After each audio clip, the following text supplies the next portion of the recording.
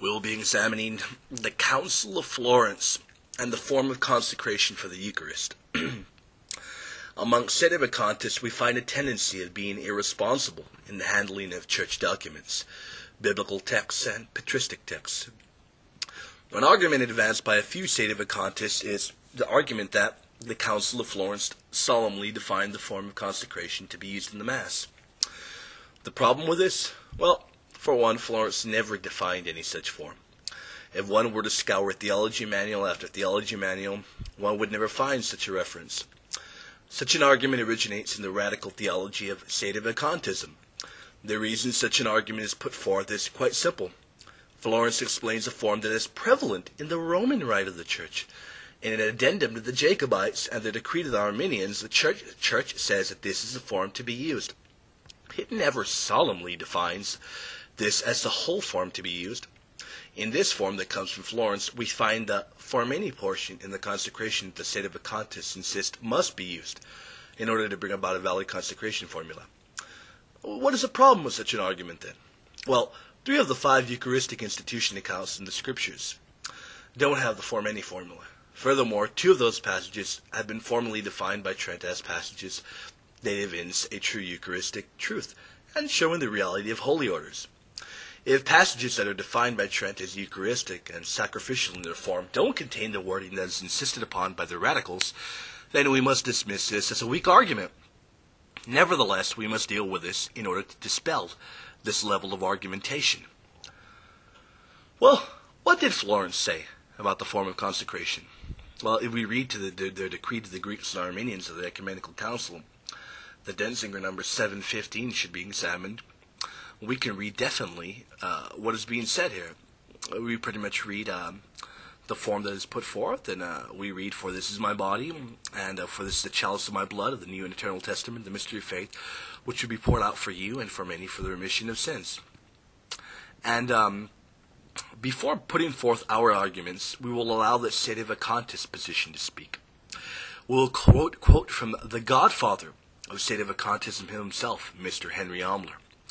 Afterwards, we will see what a few notable voices in the world of Sedevacantism also have to say.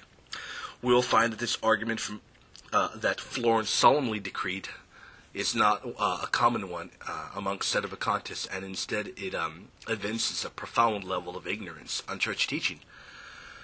This argument originates from Patrick Henry Omlor. The other Sedevacantists that come afterwards have taken this argument from Omlor without really understanding that this is a fallacious argument. Patrick Henry Omlor says, "This was a solemn decree of the Ecumenical Council of Florence." He says, "The form of the words which in the consecration of the body and blood of the Lord, the Holy Roman Church, confirmed by the teaching and authority of the apostles, has always been accustomed to use." Omlor basically tells us that this was solemnly defined by Florence, and he says that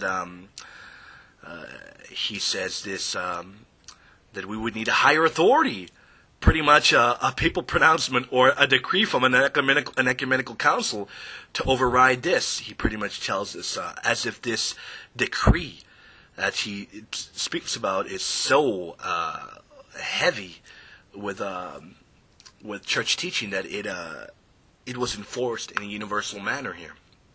Well, this can be found in his questioning the validity of the Masses using the new all-English canon. I recommend, if you haven't read the book, buy it. Read it. Become familiar with the arguments that Patrick Henry Omlor uses. They're terrible arguments, and they are parroted by all Sedevacantists. They're horrendous arguments. They're nonsensical. They don't deal with the Bible, the biblical text. They don't deal with the church fathers. They don't deal with the Greek. They're horrendous arguments. But the Sedevacantists nevertheless have adopted them. Moving forward, the Diamond Brothers. Yeah, people might recognize the Diamond Brothers, a radical Sedevacantist group. They, furthermore, tell us that the papal magisterium has spoken, and they say in their audio recording entitled "Why the New Mass and the New Rite of Ordination Are Invalid." 19 minutes into the show, they say that the form necessary to confect the Eucharist in the Roman Rite was declared by Pope Eugene IV at the Council of Florence.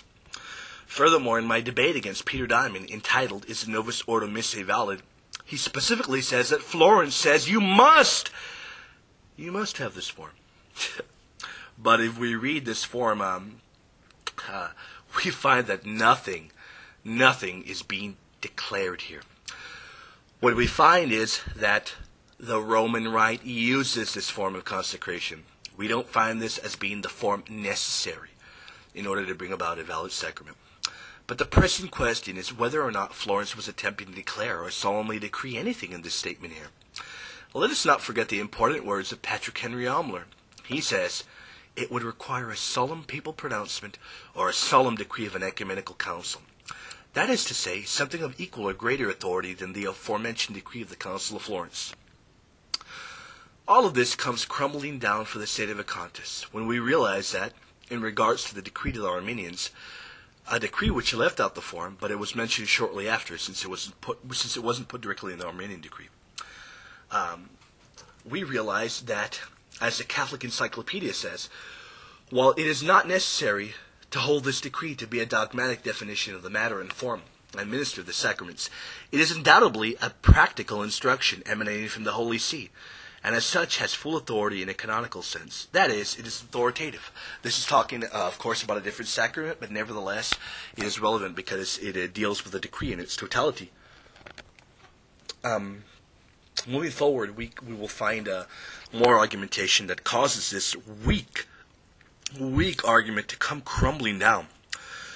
Florence wasn't attempting to solemnly define anything. This wasn't a dogmatic binding precept released by the council. It is also interesting that in this addendum to the decree to the Jacobites, we find a hearkening back to the decree for the Armenians, and we find, yes, this is an interesting, very important part, this form from Florence was never imposed as universal. This form was never imposed as universal.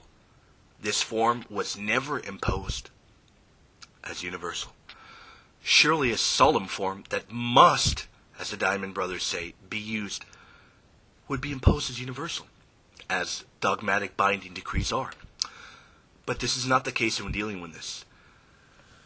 In fact, if we read the liturgy of the Armenians, we find a very different form than that emanating from Florence. In fact, this decree for the Armenians, this form of consecration, was never enforced for the Armenians.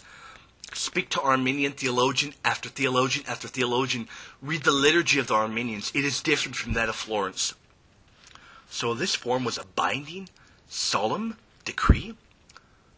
How solemn and binding was it if it was never enforced for the Armenians? Ever enforced for the Armenians? Sure, the Diamond Brothers and other Sedevacantists, they love quoting the liturgy of the Armenians because it has the words Armenian there. What they fail to realize is that we don't have mystery of faith here, which is in the Council of Florence and its form.